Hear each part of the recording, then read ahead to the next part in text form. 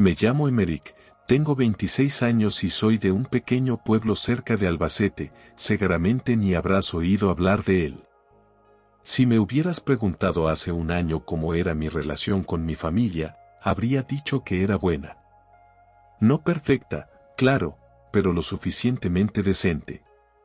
Discusiones como en todas partes, pero nada que me hiciera pensar que serían capaces de darme la espalda así. Y sin embargo, no tenía ni idea de quiénes eran realmente hasta que todo explotó. Todo empezó con una reunión familiar que mi padre, Javier, convocó un domingo sin previo aviso. Lo hizo sonar urgente, como si alguien estuviera enfermo o muriéndose. Cancelé lo que tenía y conduje hasta su casa, pensando que tal vez necesitaban ayuda. O que había malas noticias. Cuando llegué, mis padres y mi hermana menor, Lucía, ya estaban sentados en la cocina. Nadie sonreía. Nada más sentarme, sentí la tensión. Como si hubiese entrado en una trampa sin saberlo. Mi padre no perdió tiempo. Comenzó a enumerar, uno a uno, todos los defectos que, según él, tenía yo. Que no era lo suficientemente exitoso. Que tardaba demasiado en mudarme de mi piso de alquiler. Que no les daba suficiente dinero. Nada importaba. Ni siquiera que les había estado ayudando a pagar la hipoteca durante casi 2 años mientras intentaba construir mi propia vida. Eso no les valía. Y entonces, sin levantar siquiera la voz, mi padre dijo: «Eres una carga. Tienes que irte hoy». Durante unos segundos, de verdad pensé que había oído mal. Pero nadie le corrigió. Mi madre, Rosa, se quedó con los brazos cruzados, como si aquello fuera perfectamente razonable. Lucía no levantó la mirada del mantel. No discutí. No lloré. Ni siquiera me despedí. Solo me levanté, salí de la casa y me subí al coche. No iba a suplicar a personas que claramente no me querían cerca. En lugar de volver a mi piso, conduje hasta las afueras del pueblo y encontré un motel barato. De esos con carteles de neón parpadeando y pintura desconchada en las paredes. Pagué en efectivo un par de noches. Me senté en la cama dura y con bultos, mirando al techo. Intentando entender qué demonios acababa de pasar. Cuanto más lo pensaba, más rabia sentía. No solo me habían echado. Me habían tratado como si no fuera más que un número, un cajero automático con patas. Así que tomé una decisión. Si no me querían, tampoco tendrían nada mío. Abrí el portátil y empecé a cortar cada vínculo financiero que me ataba a ellos. La cuenta conjunta con la que pagábamos la hipoteca, eliminada. El plan familiar de móvil que yo financiaba, cancelado. Las suscripciones de streaming que usaban a mi costa, anuladas. Todo desapareció en cuestión de horas. Fue casi, demasiado fácil. 3 días después de cortar todo, me llamó mi madre. Dejé que sonara 2 veces antes de contestar. Y lo primero que dijo no fue ¿cómo estás?, ni ¿dónde estás? Fue: ¿por qué no se ha pagado la hipoteca? Me reí. ¿En serio? Le respondí con toda la calma del mundo. Los padres egoístas no reciben nada. Ella empezó a gritar inmediatamente, pero no me quedé a escuchar. Colgué y bloqueé su número. Bloqueé también el de mi padre y el de Lucía, por si acaso. Pensé que con eso bastaría. Que lo entenderían, se harían cargo de su propio desastre y me dejarían en paz. Pero me equivoqué. ¿Y de qué manera? A la mañana siguiente, desperté con el teléfono vibrando sin parar en la mesita. Al principio pensé que era por trabajo. Cuando lo revisé, tenía más de 30 llamadas perdidas de números desconocidos, todos de mi pueblo. Los mensajes de voz eran incluso peores. Todos con el mismo tono. ¿Cómo pudiste hacerle esto a tu familia? ¿Cómo puedes ser tan egoísta? ¿Cómo nos abandonas después de todo lo que hicimos por ti? Nadie preguntó cómo estaba. A nadie le importaba si tenía mis razones. Solo hablaban de lo que habían perdido ellos. Al principio los ignoré. Pensé que se cansarían, que lo dejarían estar. Pero al segundo día, las llamadas aumentaron. Ya no eran solo mis padres. Ahora eran mis tíos, mis tías, gente con la que no había hablado desde el instituto. Personas que, de pronto, sentían que tenían derecho a meterse en mi vida. Porque mis padres estaban en modo pánico. Los fui bloqueando uno a uno. Y aún así no bastaba. Esa misma tarde, el casero de mi piso me llamó al trabajo. Me dijo que un hombre se había presentado gritando mi nombre, golpeando la puerta y tratando de forzarla cuando nadie contestó. No hizo falta preguntar. Sabía que era Javier. Mi padre. Al parecer, no soportaba que alguien le dijera no. Supongo que pensó que si me asustaba lo suficiente, volvería corriendo. Volvería a pagar sus cuentas. Pero lo que consiguió fue justo lo contrario. En cuanto colgué, lo tuve claro. Había terminado con ese pueblo. Con ellos. Con todo. Esa misma noche empecé a empacar todo el piso. Nada de mudanzas organizadas ni cenas de despedida. Solo yo, unas pocas cajas y mi viejo Sir Ibiza cargado hasta el techo. Dejé las llaves en el buzón del casero y salí a la carretera antes del amanecer. Ni siquiera tenía claro a dónde ir. Solo sabía que tenía que alejarme. Cuando se puso el sol, ya estaba a 3 comunidades de distancia. Y por primera vez en mi vida, sentí que podía respirar. Mientras tanto, en mi antiguo pueblo, la situación se desmoronaba. Las facturas de la hipoteca se acumulaban. Las tarjetas de crédito eran rechazadas. La vida que habían construido a mi costa empezaba a caerse a pedazos. Y en lugar de asumirlo, hicieron lo más predecible. Empezaron a mentir sobre mí. No lo supe de inmediato. Fue una semana después, cuando Carlos, mi primo, una de las pocas personas decentes en la familia, me localizó y me llamó. Emerick, tienes que saber lo que están diciendo de ti, me soltó nada más contestar. Contuve el aliento. Dicen que te uniste a una secta. Que te fuiste porque tenías problemas con las drogas. Que robaste miles de euros antes de desaparecer. Casi me echo a reír. Había trabajado durante años en 2 empleos para sostenerlos. Y ahora, en su historia, yo era el criminal. Carlos me dijo que los chats familiares estaban ardiendo. La mitad de la familia les creía sin pestañear. La otra mitad, simplemente no quería involucrarse. Y eso me enfureció. No por las mentiras en sí. Yo sabía perfectamente quién era.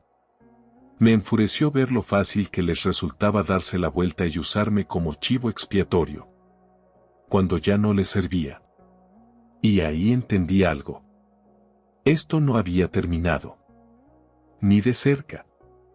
No iba a dejar que ellos controlaran la narrativa. Y mucho menos que siguieran viviendo como si nada. Mientras arrastraban mi nombre por el barro. Si querían hacerme el villano, iban a conocer a uno de verdad.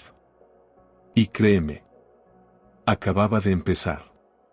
Los primeros días en Alicante los pasé simplemente respirando. Sin dramas familiares. Sin mensajes de voz llenos de gritos. Sin disculpas falsas. Solo yo, en un piso diminuto, carísimo, con olor a madera vieja y pintura fresca. Conseguí un trabajo temporal para cubrir los gastos y empecé de cero. Por primera vez en mi vida, no tenía que rendirle cuentas a nadie. Pero no había olvidado lo que me habían hecho. Al principio no quería venganza. Solo quería seguir adelante. Sanar. Respirar. Pero cada pocos días, Carlos me escribía alguna nueva barbaridad que mis padres estaban contando sobre mí. Que estaba en un psiquiátrico. Que me escapé por vergüenza. Que era ludópata y que me buscaban prestamistas. Que vivía en la calle. Cada mentira me hervía la sangre. Hasta que un día dije: ¿quieren una historia? Pues van a tener una. Una que no olvidarán jamás. Empecé por lo legal. Llamé al banco que gestionaba la hipoteca de mis padres. Expliqué que había sido liberado de toda obligación financiera respecto a esa propiedad. Que cualquier intento de volver a implicarme sería considerado acoso. Documenté todo. Correos, llamadas, estados de cuenta. Construí un expediente sólido. Sin que ellos lo supieran. Después, contacté con algunos de los parientes más chismosos del pueblo, los que habían creído las mentiras sin cuestionar nada. No les pedí apoyo. No les pedí que me creyeran. Solo les conté la verdad. Mis padres me echaron de casa cuando dejé de pagar sus cuentas. Y ahora están inventando historias porque ya no pueden vivir de mí.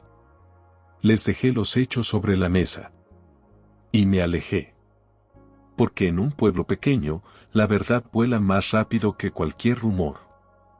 En menos de un mes, la gente empezó a hacerse preguntas. ¿Por qué no eran sinceros? ¿Por qué seguían pidiendo dinero a otros familiares? ¿Por qué sus historias cambiaban con cada persona? La reputación de Javier y Rosa empezó a desmoronarse. Ya no recibían invitaciones a reuniones familiares. Los vecinos los evitaban. Como si fueran contagiosos. Pero yo. Aún no había terminado. Recordé todos los viajes de los que mis padres presumían. Vacaciones que nunca podían permitirse. Pero que siempre contaban como si las hubieran ganado con esfuerzo. Nueva York, Mallorca, Italia. Así que decidí hacerlos yo. Uno por uno. Empecé por lo sencillo. Un fin de semana en Barcelona. Subí un par de fotos. Nada ostentoso. Solo lo justo para que, si alguien espiaba mi perfil, supiera exactamente lo que se estaba perdiendo. Después, una semana en Mallorca. Puestas de sol, playas, marisco fresco. Otra vez, solo unas cuantas publicaciones. Pero suficientes. Una semana después, Carlos me escribió.